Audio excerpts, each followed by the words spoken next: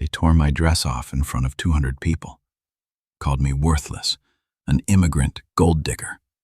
My husband's family laughed while I stood there stripped, humiliated, begging for mercy. But what they didn't know, my father was 20 minutes away, and he's the reason powerful men lock their doors at night. They thought they had power. They had no idea what real power looks like. Stay until the very end, because what my father did to them will leave you absolutely speechless. Trust me, this is a story about justice you've never heard before. Let me tell you about the worst night of my life.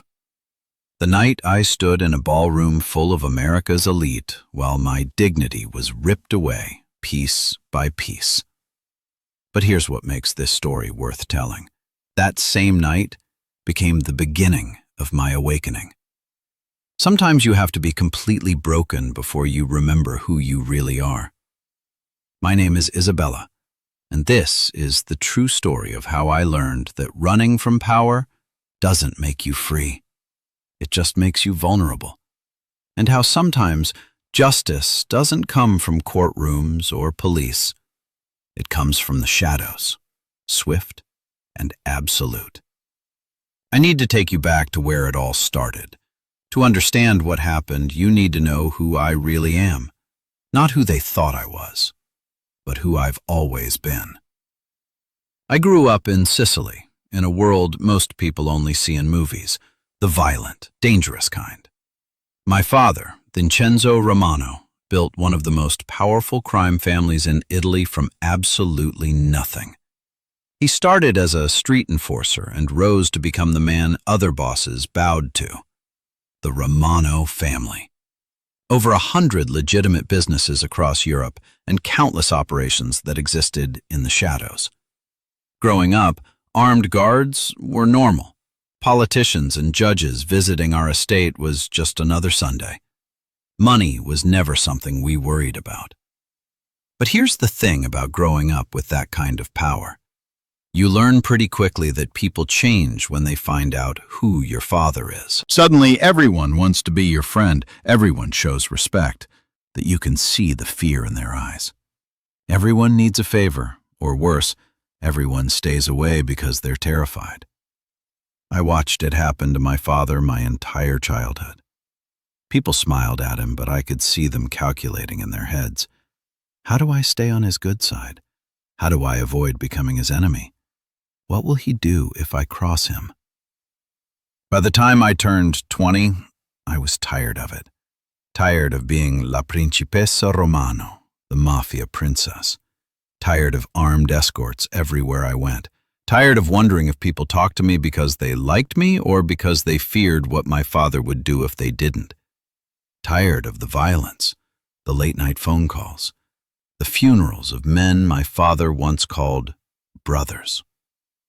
So I made a decision that my father thought was dangerous, but he supported me anyway because he's always supported my choices, even the ones that terrified him.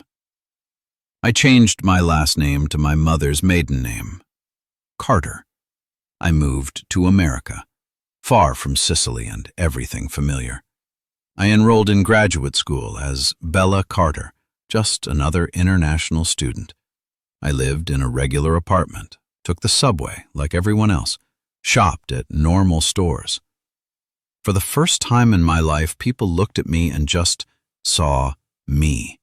Not my father's reputation, not the Romano name, just me. That's where I met Marcus. Marcus Wellington. God, even now saying his name brings back so many conflicting feelings. He was working in his family's investment firm while I was in the business program. We met at a charity gala near campus. He held out his hand to ask me to dance, smiled that perfect American smile, and made me feel like I'd finally found what I was looking for. Normal, safe, legitimate. Within 6 months, we were inseparable. Within a year, we were married in an elegant ceremony at his family's country club. I loved him completely, and I truly believed he loved me the same way. What I didn't know, what I was too hopeful to see, was that Marcus came with a family who would make my life a living hell. The Wellingtons weren't Mafia. They didn't need to be. They had something they believed was better: old American money, social status, and a carefully cultivated sense of superiority. They looked at me and saw exactly what they wanted to see: a poor immigrant girl who'd trapped their son. What they didn't see was the storm that was coming. Because while I'd left my father's world behind, I'd forgotten something crucial. You can run from power, but you can never truly escape who you are. And the Romano family protects its own, always, without mercy, without hesitation. But I'm getting ahead of myself. First, you need to understand what they did to me. You need to understand why, when my father arrived that night, there was no room for mercy, only retribution. I grew up in a villa in Sicily that looked like a palace but felt like a fortress. 20-foot walls surrounded our estate, armed guards at every entrance, cameras watching every shadow. My father, Vincenzo Romano, didn't just run a business. He ruled an empire built on fear, loyalty, and blood. By the time I could walk, I understood that our family name carried weight that crushed ordinary people. I remember being 7 years old, watching my father walk into a restaurant. The entire room went silent. Grown men stood up, their faces pale. The owner rushed over, stammering, offering us the best table even though the place was packed. My father didn't raise his voice. He didn't have to.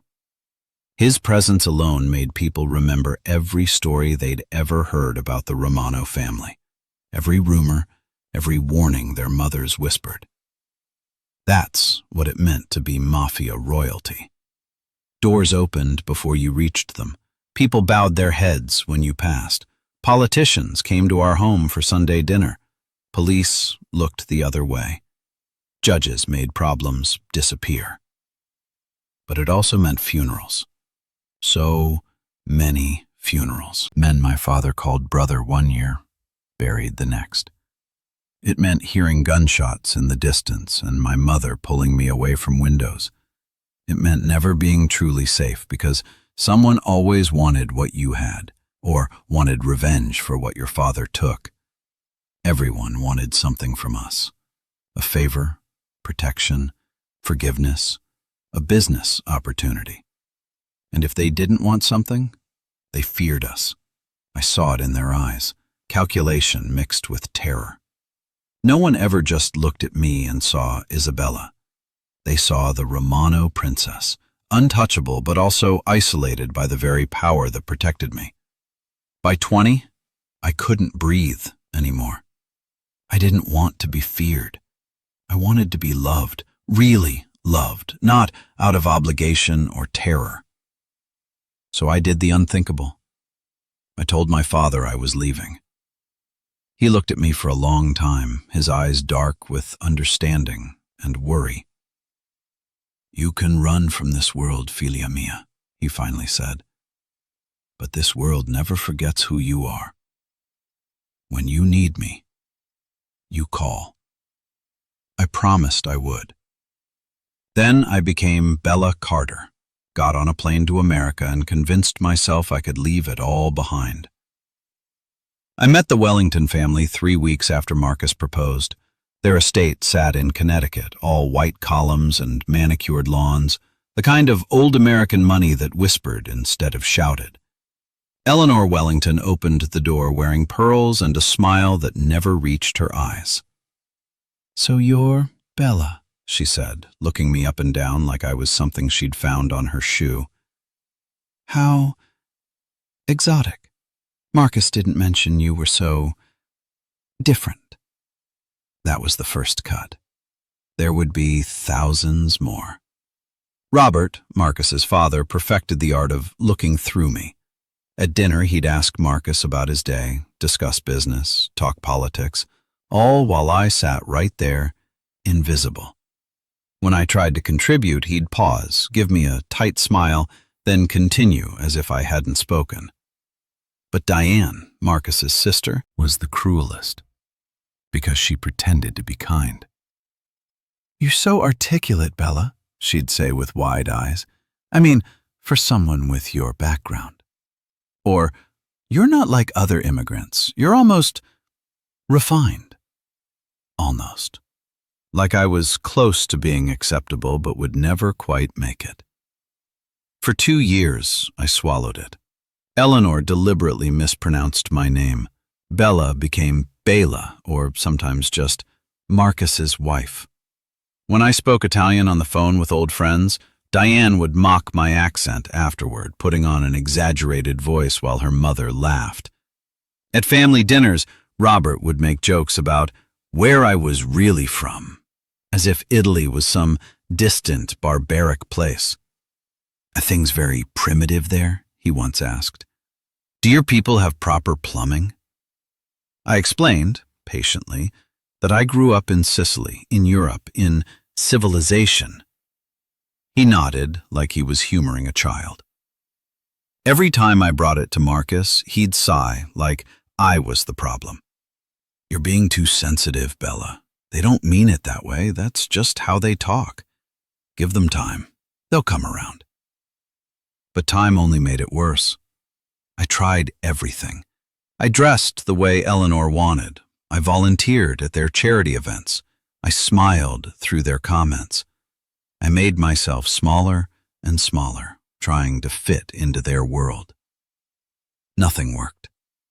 Because they'd decided who I was the moment they saw me. A poor immigrant who'd trapped their son. And no amount of kindness, patience, or dignity would ever change their minds. 2 weeks before our second anniversary, Eleanor called with an announcement. "I'm throwing you and Marcus a party at the club," she said, her voice dripping with false sweetness. "It's time we celebrated properly." Every instinct I had screamed, danger. In 2 years, Eleanor had never done anything kind for me. Why would she start now? But Marcus was thrilled. "See, I told you she'd come around. This is her way of accepting you, Bella. We have to go." The night of the gala, I walked into the country club and knew immediately I'd made a mistake. Crystal chandeliers hung from vaulted ceilings, each one worth more than most people earned in a year. A full orchestra played in the corner, violins, cellos, the works. Towers of white roses and orchids, flown in from God knows where, filled every surface.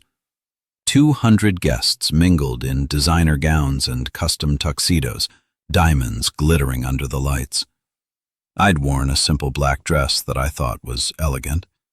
Now, standing in that ballroom, I felt like I was wearing rags. The women around me dripped in couture, Valentino, Chanel, Dior. Their jewelry could fund hospitals. Their shoes cost more than my monthly rent used to. The stares started immediately. Heads turning, eyes traveling up and down my body, whispers behind champagne flutes and manicured hands. Eleanor found me within seconds. "Bella?" she announced to the crowd around her, pausing just long enough to make it uncomfortable. "Marcus's wife." That pause. That deliberate, cruel pause before wife, like the word tasted bad in her mouth. Before I could respond, Robert appeared and pulled Marcus away. "Need to introduce you to Senator Morrison, important business." Marcus went without even looking back at me. And just like that, I was alone in a sea of hostile faces. Diane materialized at my elbow, her smile sharp. "It must be so hard for you," she said, loud enough for nearby guests to hear. "Being so different from everyone here. You poor thing. You just don't quite fit, do you?" Around us, the whispers grew louder. I caught fragments. "Can you believe? Poor Marcus. What was he thinking?" The ballroom suddenly felt smaller, the walls closing in. I was surrounded by 200 people, and I'd never felt more alone. Every face that turned toward me held judgment, contempt, or worse, pity. Something was coming. I could feel it in the air, heavy and suffocating. I just didn't know how bad it would be. The orchestra finished a piece just as Eleanor stepped toward the microphone. She was thanking everyone for coming, saying something about love and family that made my stomach turn, when suddenly her hand flew to her throat. Her gasp was theatrical, perfectly timed. "My necklace!" she cried, loud enough to cut through every conversation in the room. "The Wellington diamonds! They're gone!" 200 people stopped talking, stopped moving, stopped breathing. The silence was absolute. Eleanor clutched at her bare neck like she was choking. "Someone has stolen my necklace. 5 generations in our family, worth $3 million. It was right here on my neck an hour ago." My stomach dropped. I knew. Before she even looked at me, I knew. "Bella?" Her eyes locked onto mine across that crowded ballroom, and her voice turned to ice. "You were in the powder room earlier, alone, near where I'd left my coat." 200 pairs of eyes turned to me. I felt their weight like physical blows, judgment, suspicion, and something uglier. Something that had always been there, just beneath the surface. "I was looking for the bathroom," I stammered, my voice shaking. "I didn't take anything. I swear I didn't take anything." "She's lying!" Diane appeared beside her mother like they'd rehearsed this. "I saw her near Mother's things. She was acting strangely, looking around to see if anyone was watching." "This is insane," I said, my whole body trembling. "Why would I steal from you? I don't want your necklace." Eleanor's smile was vicious. "Don't you? We knew what you were when Marcus brought you home. A little immigrant gold digger who saw an opportunity. This just proves it. You people are all the same." You people. The room erupted. Whispers became accusations. Phones came out, not to call for help, but to record, to capture my humiliation. I heard the words clearly now, no longer disguised. Typical. What did they expect? These people. Send her back where she came from. I looked desperately for Marcus, found him standing near his father, frozen, watching everything unfold. "Marcus!" I called out, my voice breaking. "Please, tell them. Tell them I wouldn't do this." He opened his mouth. For 1 second, I thought he'd defend me. Then Robert's voice cut through the chaos, cold and final. "Search her, immediately, in front of everyone. If she's innocent, she has nothing to hide." "Please," I whispered, backing away. "Please don't do this. I didn't take anything. Please, I'm begging you." But my pleas fell on deaf ears. Around me, 200 people formed a circle, phones held high, recording every second of my destruction. Eleanor and Diane advanced toward me like predators. I could see the satisfaction in their eyes. This was what they'd wanted all along. Not justice. Humiliation. Eleanor grabbed my arm, her nails digging into my skin. "If you won't cooperate, we'll do this the hard way." "No!" I tried to pull away, but Diane grabbed my other arm. 2 of them against 1 of me. I fought back, twisting, trying to break free, but I was shaking so badly I could barely stand. I heard the zipper, felt hands yanking at my dress. "Stop! Please, stop!" I was crying now, begging, my voice breaking with each word. The fabric tore. I tried to hold it to my body, but Eleanor ripped it violently downward. The dress fell to the floor in a pool of black fabric. I stood there in the center of that ballroom in just my undergarments, under the crystal chandeliers, spotlighted for everyone to see. The gasps, the laughter, the phones clicking, recording, capturing everything. "Look at her," someone said. "Pathetic." another voice agreed. Worse things. Slurs I won't repeat. Words meant to strip away not just my clothes, but my humanity. Through my tears, I found Marcus in the crowd. Our eyes met. I begged him silently, do something, say something, stop this, please. He looked at me for one long moment. Then he looked away, turned his back, and walked toward his father. That broke something inside me that I didn't even know could break. Eleanor picked up my dress from the floor and shook it out violently, searching through the fabric. Nothing. Of course there was nothing. She must have hidden it elsewhere, Eleanor announced. Strip search her completely. 2 security guards started moving toward me. No, I sobbed. Please, no! Robert's voice rang out, cold and final.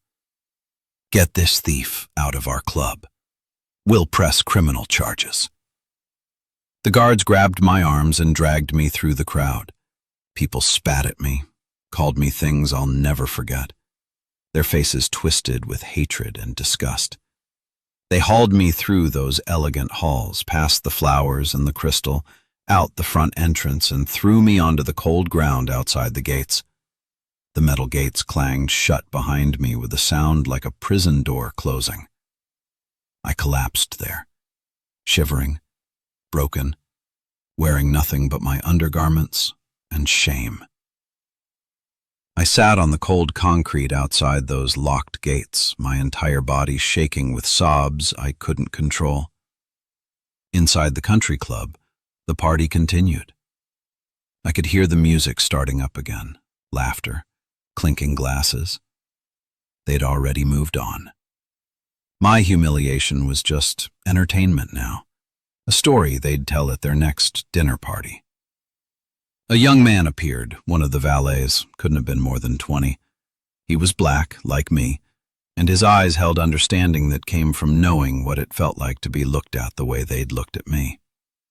He didn't say anything at first, just took off his jacket and draped it over my shoulders.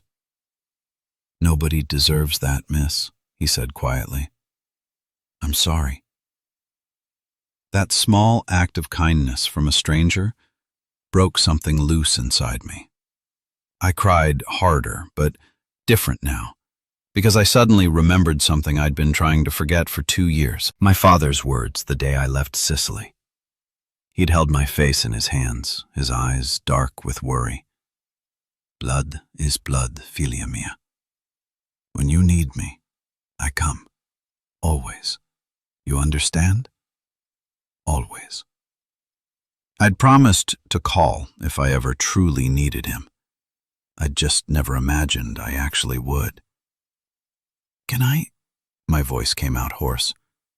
Can I borrow your phone? The valet handed it to me without hesitation. My hands shook so badly I almost dropped it, but I managed to dial the number I knew by heart, the number I hadn't called in 2 years. It rang once, twice. Papa. My voice broke completely on that word. Papa, I need you. Silence on the other end. Then, when he spoke, his voice was something I'd never heard before. Ice-cold fury wrapped in terrifying calm. Where are you, Isabella? Tell me exactly where you are. Through my tears, I told him everything. The accusations, the stripping, the crowd recording while Marcus stood there and did nothing. Every word felt like reliving it, but I forced them out. When I finished, there was a long pause. Then, don't move. I'm 20 minutes away. I was already coming to America for business. Another pause, heavier. Isabella, listen carefully. They touched you. They humiliated you. They're about to learn what happens when you hurt a Romano. The line went dead. The valet was still standing there, a respectful distance away. Your father? He asked. Yes, I whispered, pulling his jacket tighter around me. He's coming, 15 minutes later, the night exploded with sound. Engines, many engines. The deep rumble of heavy vehicles moving in formation. A convoy of 15 black SUVs with tinted windows rolled up to the country club like an invading army. Then came the helicopters, 2 of them, circling overhead, their spotlights turning night into day, illuminating the entire property. Inside the club, the music stopped. I could hear the confusion, voices rising in alarm. People rushed to the windows pointing, trying to understand what was happening. The center SUV's door opened. My father stepped out. Vincenzo Romano doesn't just enter a space, he conquers it. At 58, he's still powerful, broad-shouldered, his silver hair swept back, wearing a dark suit that probably cost more than this entire party. But it wasn't the suit that made people afraid. It was his eyes. Cold, calculating. The eyes of a man who'd built an empire on fear and absolute control. Behind him came 30 men dressed in black, moving with military precision.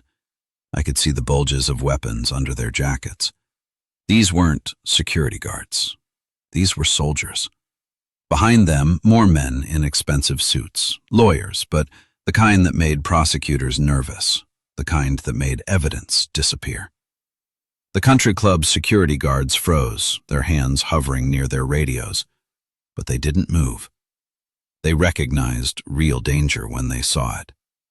The gates opened immediately. No one dared try to stop them. My father walked straight toward me, his security fanning out around him. His face was a mask of cold fury, but when he reached me, when he saw me sitting there wrapped in a stranger's jacket, something shifted. The fury melted into concern, tender, protective. He removed his own jacket, expensive silk and wool, and wrapped it around me himself. Then he pulled me to my feet and into his arms. "Papa," I sobbed into his chest, breathing in the familiar scent of his cologne, feeling safe for the first time in hours. "Shh, figlia mia," he murmured, one hand cradling the back of my head. "I'm here now, and they're going to wish they'd never been born." He turned to face the country club, and his voice carried across the property like a death sentence, cold and absolute. "Which one of them touched my daughter?" We walked into that ballroom like an invading army, my father, his men, and me wrapped in his coat. The crowd parted before us, but this wasn't the polite parting from earlier. This was fear. Genuine, visceral fear. My father walked straight to the front and took the microphone from Eleanor's hand. She was too shocked to resist. "Good evening," he said, his voice calm, controlled, deadly. "Allow me to introduce myself. My name is Vincenzo Romano." Silence. Complete, absolute silence. Then whispers started rippling through the crowd as some recognized the name from news stories, federal investigations, rumors whispered in certain circles. "This woman you humiliated tonight," my father continued, pulling me close to his side. "This woman you stripped and degraded in front of 200 people. She's my daughter, my only child, Isabella Romano." The screens around the ballroom suddenly lit up. Vincenzo's people had taken over the entire AV system. Photos appeared. Me as a child at our estate in Sicily, surrounded by armed guards. Me at 12, standing beside my father as politicians and judges came to pay their respects. Official documents with my real name. Italian newspapers with headlines about La Principessa Romano. Gasps echoed through the ballroom. I watched their faces change from confusion to recognition to absolute horror as they realized what they'd done. The screens changed again. Surveillance footage, crystal clear. Diane entering Eleanor's bedroom yesterday morning, going straight to the jewelry box, taking the diamond necklace, slipping it into her purse. More footage. Diane in the garden, hiding the necklace under a rose bush. Then audio. Eleanor and Diane in a private room, their voices clear through the speakers. "Are you sure about this?" Diane's voice, nervous. "Positive," Eleanor responded, cold and certain. "We'll accuse her of stealing the necklace, search her in front of everyone, destroy her so badly that Marcus will have no choice but to divorce her. We'll finally be rid of the immigrant problem. Prove she's exactly what we always knew. Trash." 200 people watched in complete silence as the conspiracy unfolded before them. The phones that had recorded my humiliation now hung forgotten in trembling hands. Diane collapsed to the floor, sobbing hysterically. Eleanor stood frozen, her face drained of all color. Robert stepped forward, trying desperately to salvage something. "Mr. Romano, surely we can discuss this privately." My father's laugh cut him off. It was cold, genuinely amused, and more terrifying than any threat. "Discuss," he said softly. "There's nothing to discuss. You've already made your choices. Now you live with the consequences." My father gestured to his men, and the screens changed again. New footage appeared. Surveillance from inside the Wellington home, their private dining room, their living room, their bedrooms. "I've been watching, naturally," my father said, his voice terrifyingly calm. "You think a father doesn't protect his daughter?" The footage showed Eleanor and Robert at breakfast, laughing about the immigrant girl. Diane on the phone using slurs I won't repeat. Marcus sitting silent while his mother planned ways to make me leave. Months of private conversations, all recorded, all saved. The crowd's horror was palpable. They'd been watched for months and never knew it. "Your businesses, your properties, your political connections," my father continued. "They exist in a world I control. You just never knew it." He snapped his fingers. His lawyers stepped forward with documents. "Your real estate portfolio, Robert, built on loans from banks that answer to Romano interests. Those loans are now due, in full, immediately." Robert's face went gray. "Your political connections, senators, judges, many are in my pocket. Your protections are gone." Eleanor made a strangled sound. "This country club, where you humiliated my daughter, owned through shell companies by Romano interests. You're trespassing in my establishment. And Marcus," my father turned his cold gaze to my husband, "your business deals, all facilitated through Romano channels. Your career ends tonight." This wasn't legal justice. This was something far more terrifying. The kind of power that operates beyond laws, beyond courts, beyond anything they understood. Eleanor dropped to her knees. "Please, Mr. Romano, we'll do anything. Please don't do this." My father looked down at her with contempt. "Did you show mercy when you stripped my daughter?" He turned to address the entire crowd. "Let this be a lesson. There are levels of power you don't understand. You play with society rules. I operate beyond them. You humiliated my daughter. Now you learn what it means to fear." Marcus pushed through the crowd, desperate, reaching for me. "Bella, please, tell him to stop." I stepped forward, my father's coat wrapped around me, and I'd never felt stronger.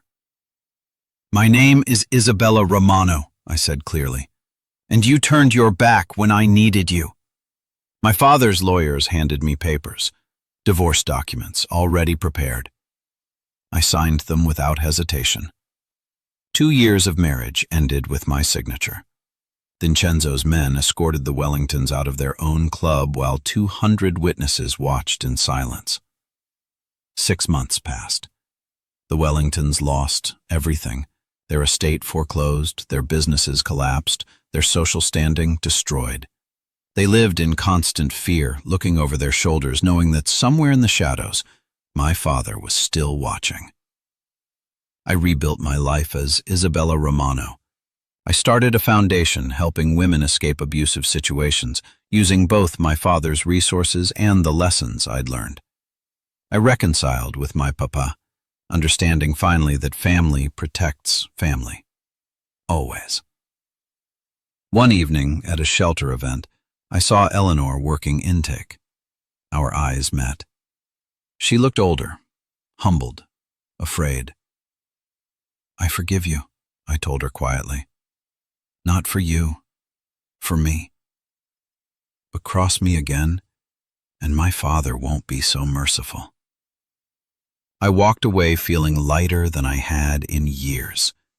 I'd spent so long running from power, thinking it made me weak. I learned that true power is choosing when to use it.